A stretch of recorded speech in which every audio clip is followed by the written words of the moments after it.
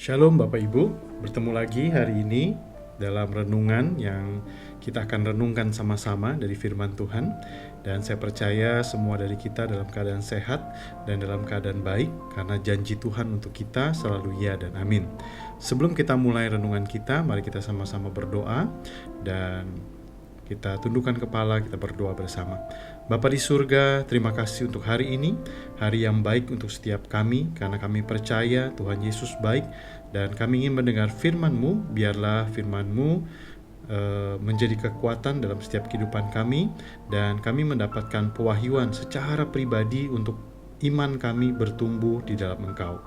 Di dalam nama Tuhan Yesus Kristus, haleluya, amin. Bapak Ibu, teman-teman semua, hari ini firman Tuhan terambil dari Esra pasal yang ke-9, ayat yang ke-9. Saya bacakan, karena sungguh pun kami menjadi budak, tetapi di dalam perbudakan itu kami tidak ditinggalkan Allah kami. Ia membuat kami disayangi oleh raja-raja negeri Persia, sehingga kami mendapat kelegaan untuk membangun rumah Allah kami dan menegakkan kembali reruntuhannya, dan diberi tembok pelindung di Yehuda dan di Yerusalem.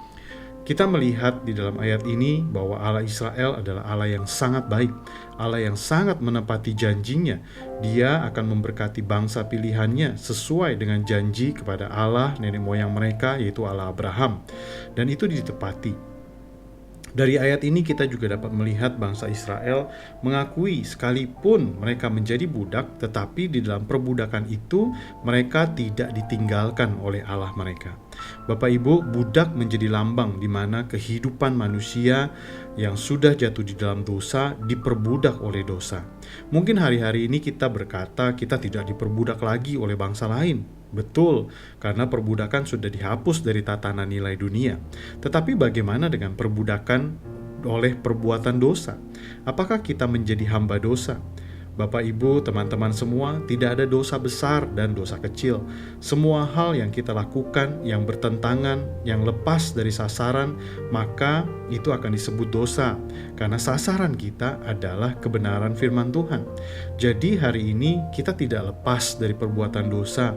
Bahkan kita bisa saja kembali jatuh di dalam dosa. Tetapi kita dapat melihat bangsa Israel itu sekalipun diperbudak, kita lihat bahwa Allah mereka adalah Allah yang sangat baik. Mungkin kita berkata hari ini, aduh saya masih hidup di dalam dosa nih, dan saya merasa ketika saya hidup dalam dosa pasti saya nggak diberkati, saya nggak mendapat perlindungan, nanti saya akan kena celaka, kena kutuk dan sebagainya.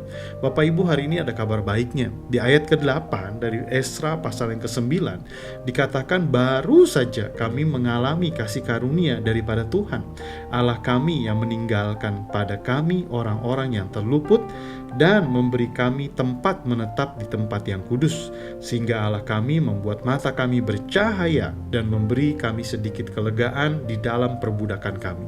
Kabar baiknya apa? Kabar baiknya adalah kasih karunia. Kasih karunia diberikan untuk kita semua.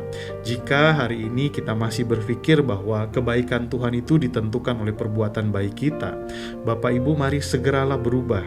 Karena apa? Karena perbuatan baik Tuhan tidak didasarkan oleh kelakuan baik kita.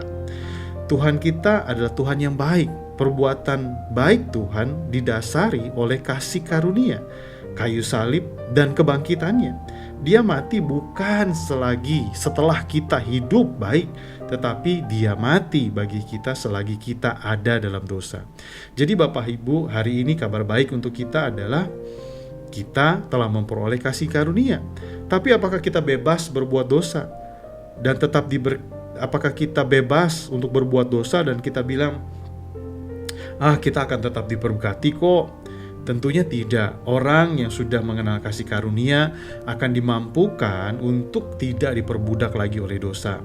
Jika sungguh-sungguh kasih karunia itu dialami oleh orang tersebut, maka orang tersebut akan menjadi serupa dengan Kristus. Jadi Bapak Ibu, kebaikan Tuhan selalu menuntun kepada kehidupan kita yang semakin baik dan semakin baik untuk menuju keserupaan kepada gambar Kristus. Mari hiduplah dengan cara yang benar, yang sesuai dengan firman Tuhan. Nah, hari ini mari kita berdoa bersama-sama. Terima kasih Tuhan, sekalipun perbuatan baik kami belum sempurna, tetapi Engkau tetap memberkati hidup kami. Bapa, bahwa kami terus mengenal kebenaran-Mu, mengenal Engkau lebih lagi, hingga kami mengalami pembaharuan dan terus menjadi serupa dengan Engkau. Berkati sepanjang hari ini, kami percaya perlindungan penyertaan-Mu menyertai kami. Di dalam nama Tuhan Yesus Kristus, haleluya, amin. Tuhan Yesus memberkati.